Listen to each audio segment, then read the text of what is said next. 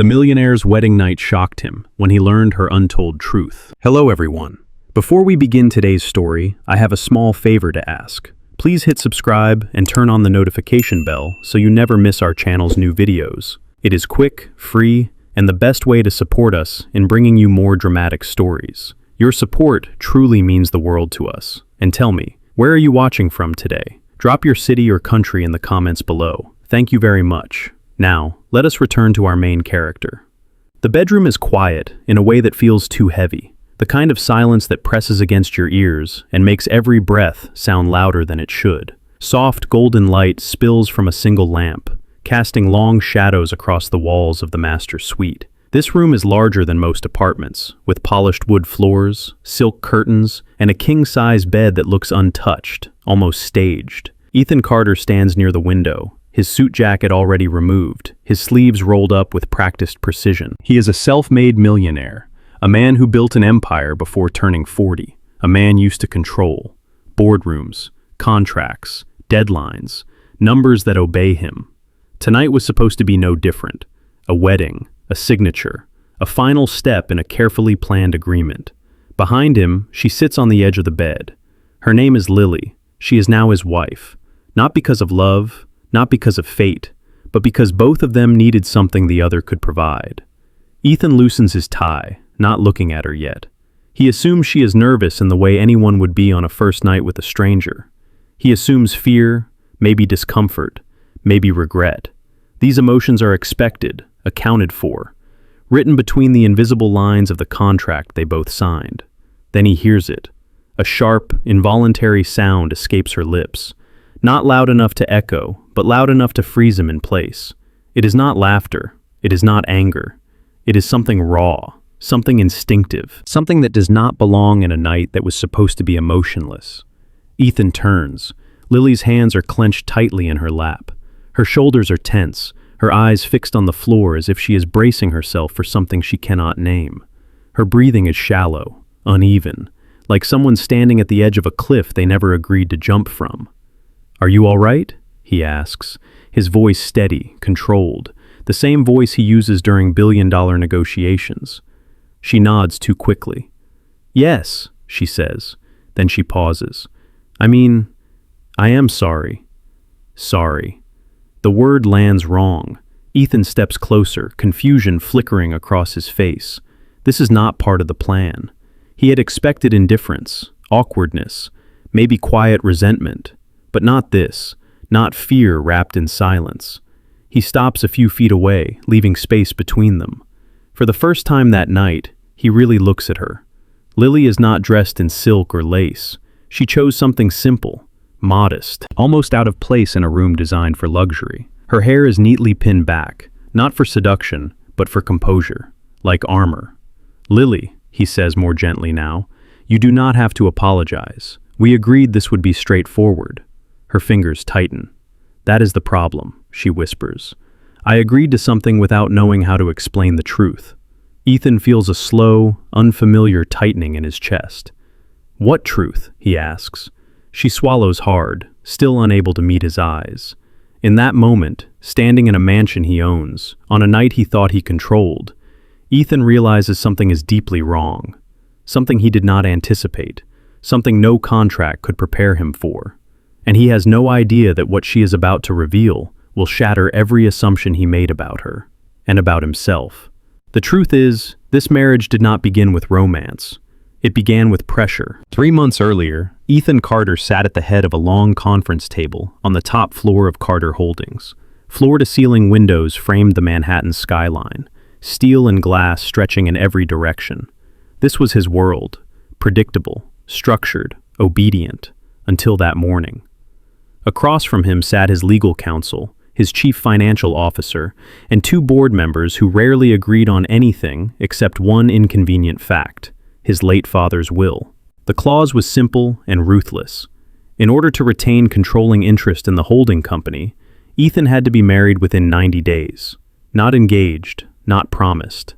Married, publicly, legally, without scandal. It was not about love, it was about optics, stability, legacy. Ethan remembered leaning back in his chair, jaw tight, fingers steepled as if he could physically hold his patience together.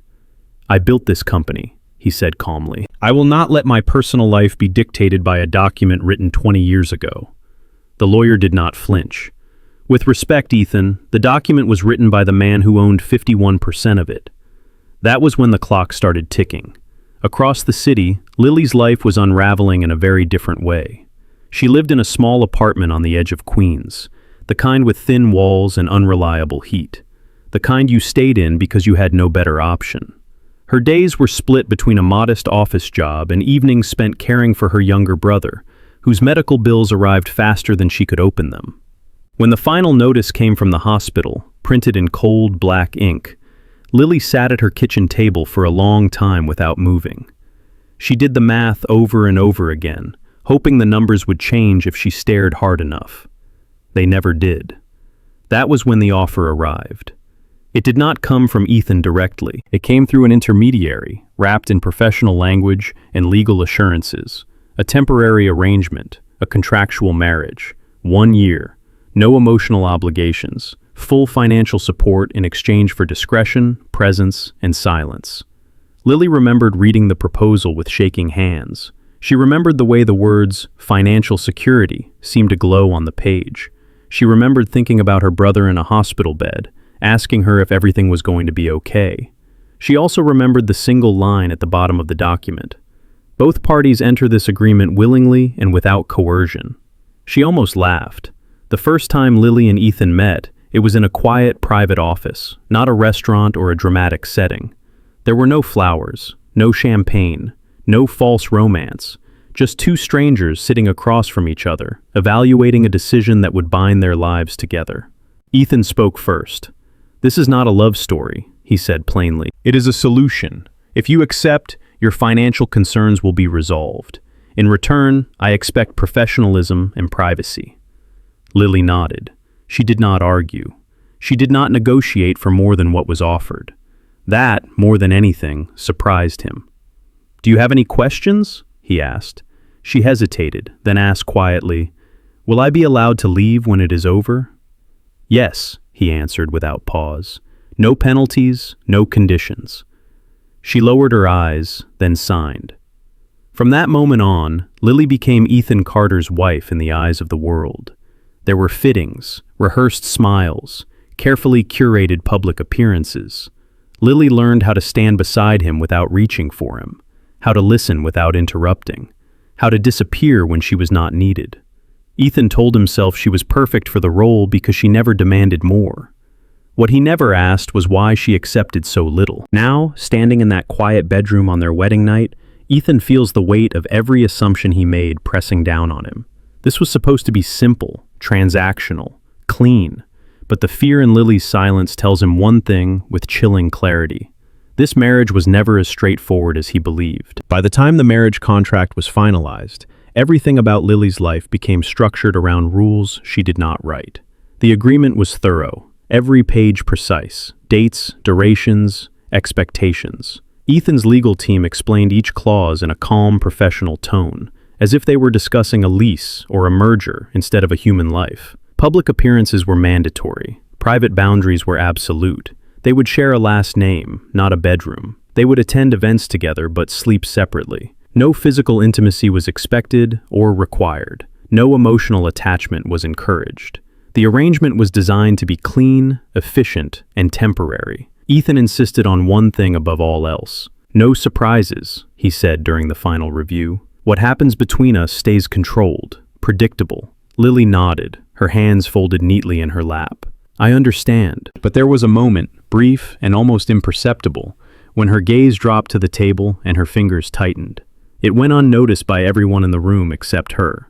After the wedding, life moved quickly. The press called it a fairy tale, a powerful billionaire finally settling down, a mysterious bride with no public past. Photographs captured Lily standing beside Ethan on red carpets, her smile soft and restrained, her posture flawless. What the cameras did not capture were the rehearsals. How Lily practiced her smile in the mirror until her cheeks ached. How she memorized the names of donors and board members so she would never embarrass him. How she learned to walk half a step behind him, close enough to appear intimate, far enough to remain invisible. Ethan noticed her discipline. He appreciated it. In his mind, it confirmed that he had made the right choice. She never asked for jewelry beyond what was required, never requested changes to her living arrangements, never complained about the silence that filled the spaces between them. To Ethan, this was professionalism. To Lily, it was survival. At night, she lay awake in the guest bedroom of the mansion, staring at the ceiling, listening to the quiet hum of a house that never truly slept. She thought about the life she had left behind, the small apartment, the hospital visits, the promises she made to herself that this sacrifice would be worth it. She told herself that 1 year was manageable. Still, there was one clause in the contract she had never fully processed. On their wedding night, they were expected to share the master suite, not for intimacy, for appearances, one night only, a symbolic gesture to satisfy tradition and silence rumors. When Ethan explained it, his tone was neutral, almost detached. "It is purely procedural," he said. "You do not have to worry." Lily smiled politely. "All right." But worry was exactly what she carried with her as the day approached. She said nothing, asked nothing. She had learned long ago that silence was safer than explanation. Ethan, on the other hand, assumed her calm meant consent. He assumed she was unbothered. He assumed that whatever discomfort existed was temporary and manageable. Assumptions were his specialty. The night arrived with all the expected pageantry. Guests, toasts, laughter, applause. Lily performed flawlessly. Ethan played his role with ease. And then the doors closed. The mansion settled into stillness. The final guests departed. The staff retreated. The cameras were gone. That was when the contract ended and reality began. Now, standing in the master bedroom, Ethan realizes something critical. He knows everything about Lily on paper, her legal obligations, her public role, her silence. But he does not know her truth. And whatever she has been carrying alone has followed her into this room, into this moment, into a night that was never meant to be tested. For the first time since this arrangement began, Ethan feels control slipping from his grasp, and he does not yet understand why that unsettles him so deeply. The weeks that followed blurred into a carefully choreographed routine. Lily moved through Ethan's world like a guest who never unpacked her bags. The mansion became her address, but it never felt like her home. Long hallways echoed with footsteps that were never hers alone. Every surface gleamed. Every room felt prepared for someone else. She learned quickly where she was expected to be, and more importantly, where she was not. Her days were filled with fittings and briefings. Stylists adjusted dresses worth more than her old car. Assistants spoke to her in polite, efficient sentences, always respectful, always distant. She memorized schedules, learned etiquette, practiced how to hold a wine glass she never intended to drink from. Ethan watched this transformation from a distance. At public events, Lily stood beside him with quiet composure. She smiled when spoken to. She listened more than she talked. She never interrupted, never contradicted him. Investors complimented her grace. Board members nodded approvingly. "She fits," one of them said once, as if she were a tailored suit. Ethan agreed. What he did not notice at first were the small things. How Lily always checked the seating chart before entering a room, making sure she would not be in the way. How she waited for permission before speaking to his associates, even when spoken to directly. How she flinched, almost imperceptibly, when voices were raised, even in laughter. At night, when events ended and the cameras disappeared, Lily retreated into quiet corners of the mansion. She read in the library. She wrote letters she never sent. Sometimes she sat by the kitchen window long after midnight, watching the city lights in the distance, reminding herself that this life was temporary. Ethan told himself her distance was intentional, professional, respectful. He respected it in return. They spoke only when necessary. Conversations were brief and factual. Logistics, schedules, appearances. There were no arguments because there were no expectations. Until the first fracture appeared. It happened at a charity gala hosted by Carter Holdings, an event that drew donors, media, and old money families who had known Ethan since childhood. Lily wore a simple navy dress, elegant without excess. She looked composed, almost serene. During the dinner, a senior board member's wife leaned toward Lily with a polite smile that did not reach her eyes. "You must be very young," she said lightly. "You remind me of a girl who does not quite know how lucky she is." The table laughed softly. Lily smiled as well. Luck is easier to recognize after you survive without it, she replied calmly. The laughter stopped. Ethan turned to look at her, surprised. Lily did not look at him. She kept her gaze steady, her posture unchanged. The conversation moved on, but something shifted in the air. Later that night, as they stood for photographs, a reporter asked Lily what it was like to marry into power. She paused for a fraction of a second before answering. "I did not marry power," she said. "I married responsibility." Ethan felt it then. Not irritation, not pride, curiosity. On the drive home, silence filled the car as usual. But this time, it felt different. He watched her reflection in the window. The city lights passed over her face, revealing someone more complex than the role she played. "You handled yourself well tonight," he said finally. "Thank you," she replied. Nothing more. Yet for the first time, Ethan wondered if her restraint was not obedience, but choice. If her quiet was not weakness, but control of a different kind. That thought followed him into the master bedroom later that night. Into the stillness. Into the moment where Lily sat on the edge of the bed, her hands clenched, her breathing uneven. This was not a woman overwhelmed by luxury. This was a woman bracing herself for something she had survived before. And suddenly, Ethan realized he had never asked what it cost her to stand beside him so flawlessly. The true test did not come in private. It came under chandeliers, cameras, and polite smiles sharpened by judgment. 2 nights after the gala, Ethan and Lily attended a high-profile benefit dinner hosted by a legacy foundation that predated Carter Holdings by generations. This room was different from the others, older, colder, the kind of place where families measured worth in bloodlines and whispered histories. Lily felt it the moment she stepped inside. Eyes followed her, not openly, not rudely, just enough to remind her that she did not belong here by origin, only by marriage. Ethan noticed the shift as well. He was used to scrutiny, but this time it was aimed at her. They were seated at a long table near the front. To Lily's left sat a venture capitalist who spoke loudly and often. To her right, an older woman in pearls whose smile never changed. Midway through the evening, as wine was poured and speeches concluded, the woman leaned closer to Lily. "You have been very quiet," she said pleasantly. "I imagine marrying into this world can be overwhelming." Lily met her gaze. "It can be," she replied. The woman tilted her head. "Of course, some people adapt better than others. Not everyone understands the responsibility that comes with the Carter name." A subtle emphasis. A warning, wrapped in civility. Ethan stiffened slightly, prepared to intervene, but Lily spoke first. "I understand responsibility," she said calmly. "I learned it before I ever learned comfort." The woman blinked, surprised. "Oh?" "Yes," Lily continued, her voice steady. "Responsibility is knowing when to speak and when to listen, when to take up space and when to protect it. It is not inherited, it is practiced." The table fell quiet. The venture capitalist cleared his throat. Someone laughed too loudly. Conversation resumed, but the tone had shifted.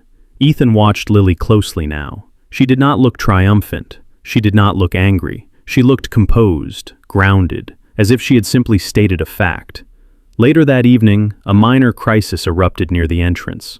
A donor, clearly intoxicated, raised his voice at a junior staff member who had misplaced a coat.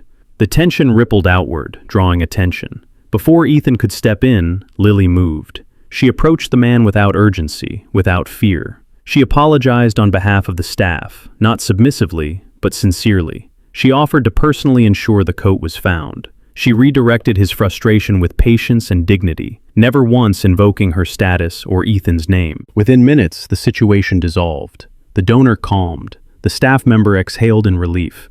The room relaxed. Ethan felt something unfamiliar settle in his chest. Respect. On the drive home, Lily stared out the window, her reflection faint against the city lights. Ethan remained silent longer than usual. "You did not have to handle that," he said finally. She shrugged lightly. It was easier than letting it grow. He nodded, then hesitated. "You did well tonight." She turned to him. "Thank you." There was no pride in her voice, no expectation. That unsettled him more than anything else. Back at the mansion, the staff had already retired for the night. The house felt still, expectant. The clock read just past midnight. This was the night they were expected to share the master's suite. For appearances, they walked upstairs together in silence. At the door, Lily paused. "If you prefer," she said quietly, "I can sleep in the sitting room." Ethan studied her face. He saw no manipulation, no hesitation meant to provoke reassurance, only readiness. "No," he said, "that will not be necessary." Inside the bedroom, the familiar tension returned. The silence, the distance. Lily sat on the edge of the bed again, hands folded, shoulders tense. The weight of the evening pressed down on her. Ethan realized something then. She had passed every public test placed in front of her. Grace, composure, judgment. But this moment was different. This was the test no one had warned her about. And as he watched her brace herself, Ethan understood that whatever truth Lily had not told him yet was not about inexperience. It was about survival. And he was standing at the edge of a line he could no longer pretend did not exist. The moment stretches longer than it should. Ethan stands near the foot of the bed, his suit jacket set aside, his movements slower now, less certain. Lily remains seated, her back straight, her hands folded so tightly that her knuckles have turned pale. Neither of them speaks. This silence is different from the others. It is not professional. It is not polite. It is heavy with something unspoken, something pressing against the walls of the room. Ethan clears his throat. "You do not need to be afraid," he says, choosing his words carefully. "Nothing is expected of you tonight. You know that." Lily nods, but the tension in her shoulders does not ease. "I know," she replies softly. Her voice trembles just enough for him to notice. Ethan frowns slightly. He has negotiated hostile takeovers, faced down furious investors, survived scandals that would have broken other men. But this quiet fear in front of him, leaves him uncertain. "Lily," he says again, more gently now, "if there is something you want to say it." She inhales sharply, then exhales, as if bracing herself. "There is something I should have told you," she says, "before tonight." Ethan waits. He does not interrupt. She lifts her eyes to his for the first time since entering the room. There is no calculation there, no strategy, only resolve layered over fear. "When I agreed to this marriage," she begins, "I understood the terms. I understood the expectations. But there was one part I did not know how to explain." She pauses, searching for words that do not seem to exist. "I have never been with anyone," she says finally. The words land quietly, but their impact is immediate. Ethan stiffens, his breath catching almost imperceptibly. In all his assumptions, in all his careful planning, this had never crossed his mind. He does not respond right away. Lily rushes to continue, her voice tightening. "Not because I am naive, not because I was protected. It is because I did not have a choice for a long time. And when I finally did, I learned to keep myself guarded." Her fingers tremble now, no longer hidden. "This is not something I share easily," she adds. "I did not want it to define me. I did not want it to be misunderstood." Ethan feels a slow, sinking realization take hold. He had assumed her restraint was inexperience born of comfort. He had assumed her quiet came from obedience. He had assumed, without asking, that her past was empty simply because it was undocumented. He was wrong. "I did not expect this," he admits quietly. "I know," Lily says. "That is why I am telling you now." She stands abruptly, as if sitting has become unbearable. The movement is sudden, unsteady. A small sound escapes her before she can stop it, sharp with emotion rather than volume. Ethan steps forward instinctively, then stops himself, careful not to invade her space. "I am not angry," she continues, her voice shaking, "but I am scared. Not of you, of being misunderstood, of being treated like something fragile or inconvenient." Ethan swallows hard. For the first time since this arrangement began, the contract feels obscene in his mind. A document that reduced her to clauses and conditions, never once accounting for the cost of her silence. "You should not have had to carry that alone," he says slowly. Lily lets out a shaky breath. "I have always carried things alone." Ethan looks at her, truly looks at her, and sees not a role, not a wife on paper, but a woman who survived by choosing when to speak and when to endure. "I am sorry," he says, the words unfamiliar and unpracticed, "for assuming, for not asking." She studies his face, searching for something. Sincerity, perhaps, or safety. The silence returns, but it is changed. This time, it is not built on ignorance. It is built on truth. And Ethan understands, with startling clarity, that this night was never about tradition or appearances. It was about a line being crossed, not by her, by him. The aftermath does not explode the way Ethan expects. There is no shouting, no accusations, no dramatic exit. Instead, there is distance. Lily steps back, creating space between them that feels wider than the room itself. Her arms fold around her torso, not defensively, but protectively, as if she is gathering herself back into one piece. "I did not tell you because I was afraid of exactly this moment," she says quietly. "The moment where everything changes." Ethan shakes his head slowly. "I am not judging you." "I know," she replies. "But you are rethinking me. I can see it." He cannot deny it. His silence does. Lily exhales, steadying herself. "This marriage was supposed to be simple, clean. You said so yourself. No emotions, no assumptions. But the truth is, assumptions were there from the beginning." Her words are not sharp. They are careful, measured, like someone used to choosing words that will not be turned against her. "You assumed I accepted little because I needed little," she continues. "You assumed my quiet meant compliance. You assumed I had nothing to lose." Ethan opens his mouth to respond, then stops. He realizes any defense would only confirm her point. "You never asked why I agreed so quickly," Lily says. "You never asked what it cost me." The weight of that settles heavily between them. "I thought I was being fair," Ethan says at last. "I thought clarity was kindness." "Clarity without curiosity can still be cruel," she answers. The words sting because they are true. Ethan looks around the room. The bed, the lamp, the space that was meant to symbolize unity for the world outside these walls. It now feels like a courtroom where he is standing on trial against his own conscience. "I do not want you to feel trapped," he says. Lily gives a small, sad smile. "I have been trapped before. This is different." "How?" "Because this time I chose it," she replies.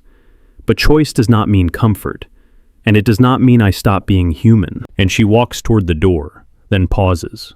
"I need tonight to end," she says. "Not because I regret this marriage, but because I need to know that I still belong to myself." Ethan feels a surge of panic at the thought of her leaving the room, of the distance becoming permanent. "Lily," he says, his voice lower now, "what do you need from me?" She turns back to face him, meeting his eyes steadily. "I need honesty," she says. "Not apologies, not protection, honesty." He nods once. "Then be honest with me." She considers him for a long moment. "I am not fragile. I am not a secret, and I will not be treated like a complication that needs to be managed." "You will not be," he says immediately. "Words are easy," she replies, "especially for someone who lives by contracts." That cuts deeper than any accusation. Ethan takes a breath. "Then let me prove it. Not tonight, not with promises, but with actions." She studies his face again, searching for control, for calculation. She does not find it. What she sees instead unsettles her, uncertainty. "All right," she says softly. "Then here is my boundary." She gestures to the bed. "We keep the contract tonight. Separate spaces, separate choices. If this marriage is going to become something real one day, it cannot start by erasing me." Ethan nods. "I understand." Lily opens the door, then pauses once more. "Tomorrow," she adds, "we decide whether this agreement still makes sense." She leaves him standing alone in the master suite. Ethan does not follow. He sinks onto the edge of the bed, the weight of the moment settling into his bones. For the first time since inheriting his father's empire, he feels the cost of control. He had built a life around certainty, and now the woman he married has introduced something far more dangerous: truth. And he is no longer sure who will survive it unchanged. Morning arrives without ceremony. Gray light filters through the tall windows of Ethan's office as he stands alone, staring at the city below. He has not slept. The bed remained untouched. Lily's words replay in his mind with relentless clarity. Choice does not mean comfort. For the first time in years, Ethan cancels his morning meetings. Not delays, cancels. His assistant hesitates on the phone, surprised, but he does not explain. Some decisions do not fit neatly into calendars. Instead, he calls his legal counsel. "I need the marriage contract," he says. "All versions." An hour later, The documents lie spread across his desk, pages of language he once trusted, clauses he once believed were protection. Now they look different, smaller, colder. He reads the sections on control, on appearances, on termination, on penalties that favor him and leave her exposed. He signs nothing. Instead, he draws a single, deliberate line through the center of the page. When Lily wakes later that morning, she expects nothing. No messages. No apologies calm enough to feel distant. She dresses quietly and prepares to leave her room, bracing herself for another day of careful performance. The knock on her door stops her. Ethan stands in the hallway, dressed simply, without the armor of a suit. His expression is composed, but there is tension beneath it, not control, resolve. "May I come in?" he asks. She considers him for a moment, then steps aside. He does not sit. He hands her a folder instead. "What is this?" she asks. "The end of the contract," he replies. Her fingers tighten around the folder. "You are ending the marriage?" "No," he says. "I am ending the agreement that makes it unequal." She opens the folder, scanning the pages. Clauses are crossed out, addendums rewritten, penalties removed. Her financial security guaranteed regardless of outcome. "You do not owe me anything," Ethan continues. "Not presence, not performance, not silence." She looks up at him, wary. "Why?" "Because I built this marriage on control," he answers honestly. "And I was wrong." Lily closes the folder slowly. "This changes everything." "That is the point," he says. Later that afternoon, Ethan calls an emergency meeting with the board. The room is tense.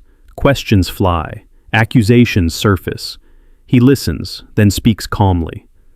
"The marriage is no longer a condition of control," he states. "If the company cannot survive without me forcing a woman to perform a role, then it does not deserve to survive at all." Silence follows. He walks out without waiting for approval. That evening, Lily stands on the terrace overlooking the city, the folder beside her. She hears footsteps behind her. "You can leave," Ethan says quietly. "Tonight, tomorrow, anytime. Everything you were promised is yours, even if you never look back." She turns to face him. "And if I stay?" she asks. "Then it is because you choose to," he answers, "not because you have to." Lily studies him. This man is not asking for forgiveness. He is not bargaining. He is offering something far more dangerous: freedom. "I am not ready to decide," she says. "I know," he replies. "Take all the time you need." They stand together in silence, not touching, not apart. For the first time, the space between them does not feel like distance. It feels like possibility. And Ethan understands that whatever comes next will not be earned by contracts or control. It will be earned by patience and by choice. The days that follow are quieter than anything that came before. There are no announcements, no public statements, no staged appearances. The world continues to believe in the version of their marriage it prefers, while inside the mansion, something slower and more fragile begins to form. Choice. Lily takes her time. She leaves the house some mornings without explanation and returns in the evening without apology. She visits her brother. She walks the city alone. She sits in cafes where no one knows her name. Each step feels like a reminder that she belongs to herself first. Ethan does not ask where she goes. He does not monitor. He does not intervene. He waits. When they speak, it is different now. Conversations are no longer logistical. They talk about ordinary things: books, childhood memories, regrets they never planned to share. Sometimes they sit in silence, not because they have nothing to say, but because silence no longer feels like distance. One evening, weeks later, Lily finds Ethan in the garden behind the house. The city hums beyond the walls, distant and indifferent. He looks up as she approaches. "I made a decision," she says. He does not stand. He does not interrupt. He simply listens. "I am staying," she continues. "Not because of security, not because of obligation. I am staying because I want to see what happens when I am not managed." Ethan nods, his throat tightening. "Then we do this differently." She meets his eyes. "There is no contract." "There is no contract," he agrees. He reaches into his pocket, not with ceremony, but with intention. What he holds is not extravagant, no cameras, no spectacle, just a ring, Simple and understated, chosen without advisors or approval. "This is not a proposal," he says quietly. "It is an invitation." Lily looks at the ring, then at him. She does not rush. She does not smile immediately. "Say it," she says. Ethan exhales. "Choose me. Not the deal, not the name. Me. And if you ever choose otherwise, I will not stand in your way." She studies his face for a long moment. Then she nods once. "I choose you," she says, "but only if we remain honest, even when it is uncomfortable." A faint smile touches his lips, especially then. He slides the ring onto her finger, not as a claim, but as a promise freely given and freely accepted. Their wedding, when it happens again, is small. No board members, no press, just a quiet gathering of people who matter. No speeches about legacy or power, only laughter, only truth. Later that night, as they stand together beneath the soft glow of the city lights, Lily rests her head against Ethan's shoulder. "This time," she says softly, "it feels real." Ethan wraps his arm around her, not possessively but protectively. "It is," he replies, "because this time we chose it." And in that choice, they finally find what no contract could ever promise: a beginning built on respect, on freedom, and on love that does not demand silence to survive.